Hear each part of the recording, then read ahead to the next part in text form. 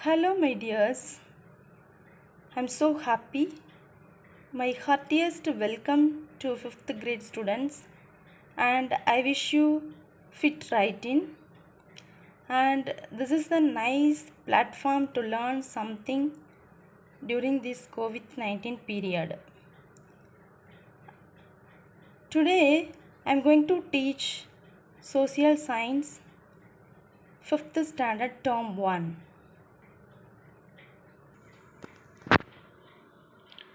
And today's topic is our golden past. Hello, my dears.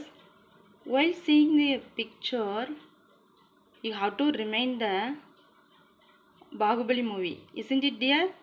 Right. In olden age, the Tamil kings ruled like that. The first one is ancient Tamil kingdoms and kings. That is called Sangam age. Have you heard of any ancient Tamil kingdoms? Yeah. When we mention the words ancient Tamil kingdoms and kings, we at once think of the Seras, Cholas, and Pandyas. So when we remind the kings mean, we have the name Cheras, Cholas, and Pandyas, right? Then, do you know that the history of Tamil kingdoms start from the Sangam age? So we know that history of Tamil kingdom started from the Sangam age, right? So it is generally believed that the Sangam age dates from 300 BC to 300 AD. There were many kings in various parts of Tamil Nadu. During this period, the Tamil people were largely farmers, hunters, and fishermen. There were groups of poets who sang songs about the kings and life in the period and were called Sangam poets. Hence, this period of 600 years is known as the Sangam age. So, we know that Sangam age started from 300 BC to and 300 AD. So, many kings in Tamil Nadu. During the period, the Tamil peoples were most of them farmers, hunters, and fishermen. So the group of people sang the song about the kings. So the poet called us Sangam poets. So that period of time called as Sangam age, right? Then we move to ancient Tamil Nadu. The history of ancient Tamil is said to be existed prior to 2000 years. The extent of the Tamil land was from Tirupati, then called as the Vengadam, in the north to Kanyakumari in the south, and from the Arabian Sea in the west to the Bay of Bengal in the east. So, we know that the ancient Tamil Nadu is extended from Tirupati now called Vengadam. So they north to Kanyakumari and from Arabian Sea in the west and Bay of Bengal in the east.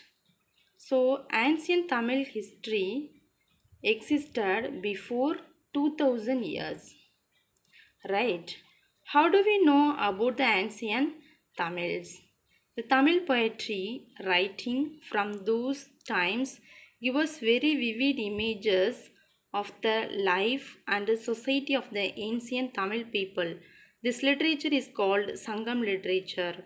Apart from Sangam literature, there are other sources of information.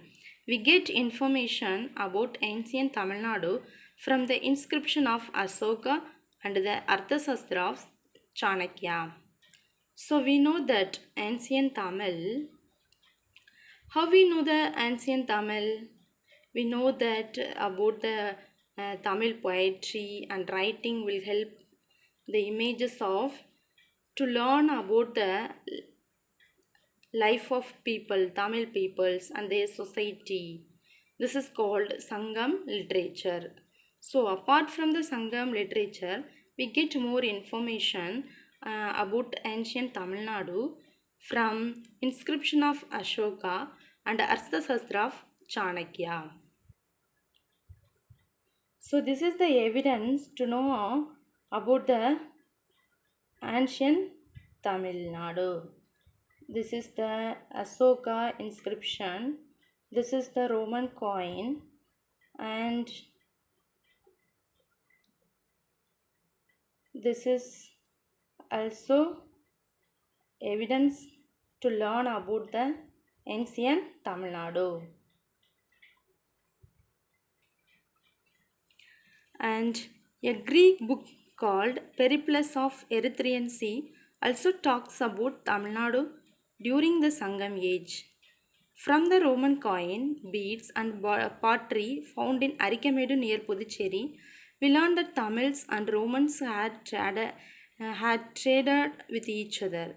Pottery and other materials found in Adichanallur and other places were used by people who lived during the Sangam age. So we know that the Greek book called Periplus of Erythraean Sea. So it also talk about the Tamil Nadu during the Sangam age. So we know that near Puducherry, Arikamedu near Puducherry, we learn some Tamil Roman coin and beads, pottery all found near Arikamedu. And also we know that Tamils and Romans had traded with each other. And also we have learnt some potteries and other materials also found in Adichanallur and other places also. So it helps to know the people during the Sangam age, right? Next one, the three Sangam eras. Sangam means association. Sangam of Tamil writers, poets and scholars were supported by various kings. From all the evidence we have today, we find there were three great Tamil Sangams. The first kingdom was in the ancient Tenmadurai, which was submerged under the sea. So we have three Sangam eras. So Sangam means associations. So Sangam of Tamil writers, poets, scholars are supported by various kings, right? So we have some evidence about three Tamil Sangams, right? The first one is ancient Tenmadurai, which was submerged by under the sea. The second one was in Kabadapuram, which was away from the seashore, but even this was washed away by the sea. So this also washed away by the sea. And the third Sangam kingdom was established in the region which is today's Madurai. So today's Madurai is the third Sangam kingdom, right? There were three major kingdoms in the early and later Sangam eras. They were as follows. So early and later Sangam eras, we know that three kingdoms, right? What are they? Chera, Chola and Pandya. And this is the South India in Sangam period. The three kings ruled these places. Here Cheras, Cholas and Pandyas ruled these places, right? And the next one is, other than the kings were many chieftains and smaller kings under the ruling the land. They were Velids, Koses, Adiyamans and Kanjas. So they are mainly chieftains. Main kings are there, but who Cheras and Cholas, Pandyas are main kings. And also we have some smaller kings under the rule by land. They were Velis, Koses and Adiyamans and Kanjas, right?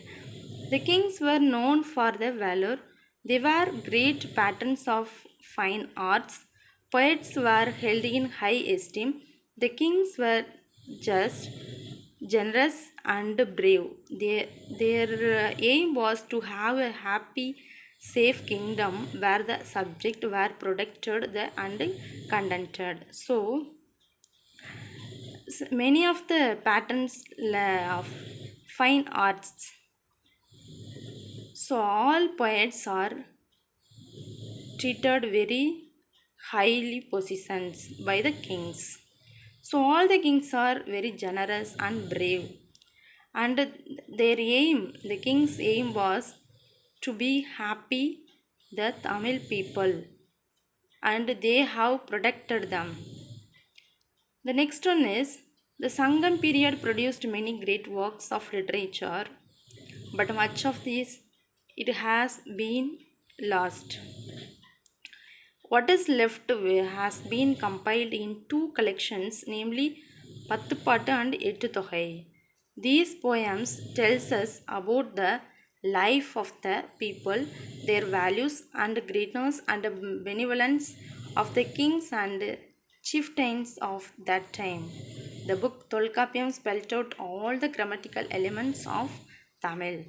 So, Sangam period people, what is that? The poets make great works in literature, and many of them we have been lost. So what is left? They are compiled. Their names, two collection we have. What are they mean? பத்து பாட்டு எட்டு தொகை. So it tells about the poems tells about the life of people and the greatness of the king, who is the chieftains and the time. And the book of Tolkappiyam spelled out all the grammatical elements in Tamil.